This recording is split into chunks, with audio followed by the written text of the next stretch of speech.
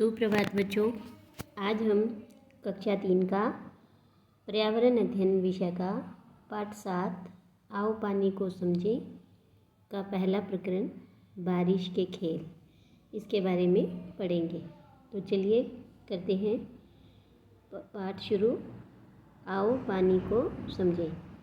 रजत विद्यालय से घर आ रहा था कि बरसात शुरू हो गई। उसने बरसात में भीगने से बचने के लिए एक पेड़ का सहारा लिया, लेकिन बरसात तेज़ थी।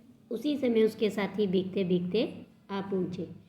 वो भी अपने को रोक नहीं पाया और सभी एक साथ बरसात में नहाने लगे। सभी पानी में उछल कूद मचा रहे थे और गाना गा रहे थे। क्या गाना गा रहे थे कि इंद्र राजा पानी दे कुड़धानी दे।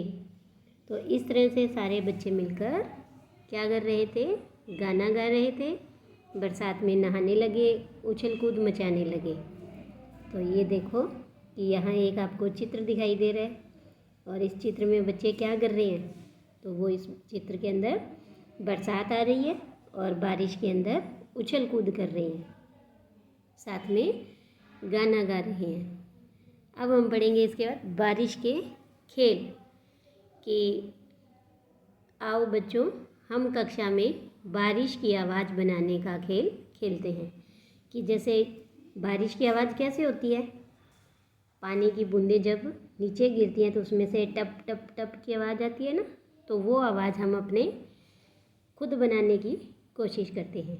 तो सबसे पहले एक हाथ की पहली उंगली दूसरे हाथ की हथेली पर 10 बार, कितनी बार? 10 बार जल्दी जल्दी बजाइए।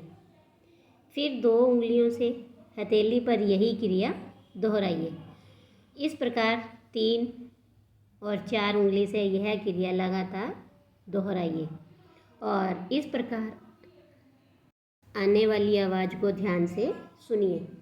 आपको यह आवाज़ किस तरह की लगती है? आप करके देखना, बिल्कुल बारिश जैसी आवाज़ आएगी, टप टप टप।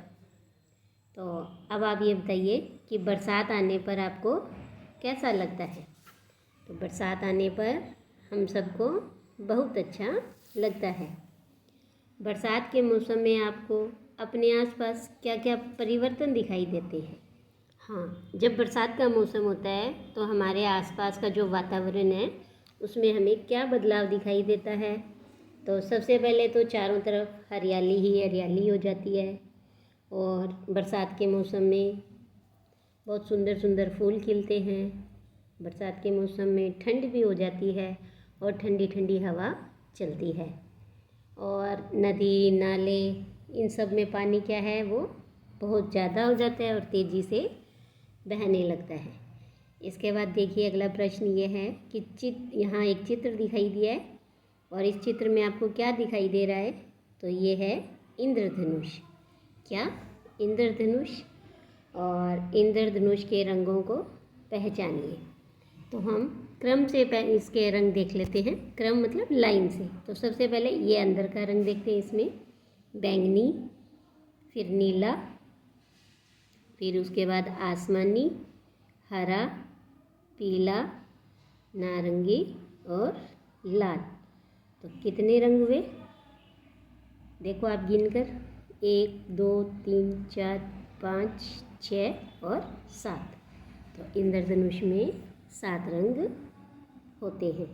इसके बाद देखिए यहाँ आपको कुछ चित्र दिखाई दे रहे हैं।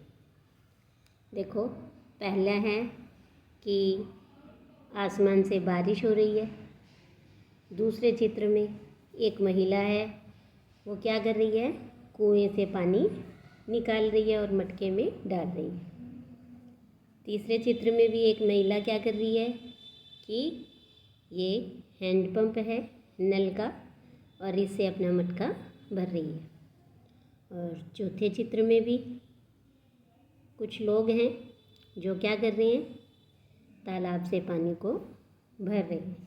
यानी ये सभी ऐसे साधन हैं जिनसे हमें पानी मिलता है और उसे हम क्या कहते हैं? जल के स्रोत।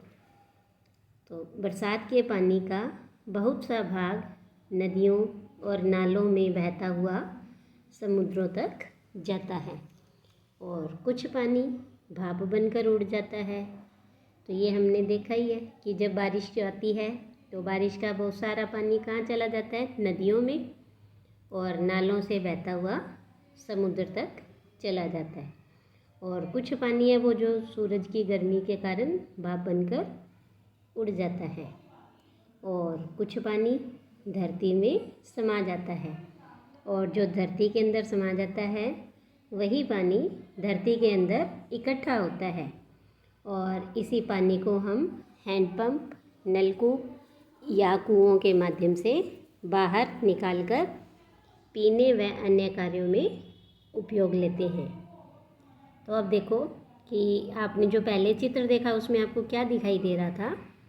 तो उस चित्र के अंदर कुछ महिलाएं या कुछ लोग हैं वो कुएं से पानी निकाल रहे थे, हैंडपम्प से पानी निकाल रहे थे, तालाब से निकाल रहे थे और बरसात से भी पानी लोगों को मिल रहा है।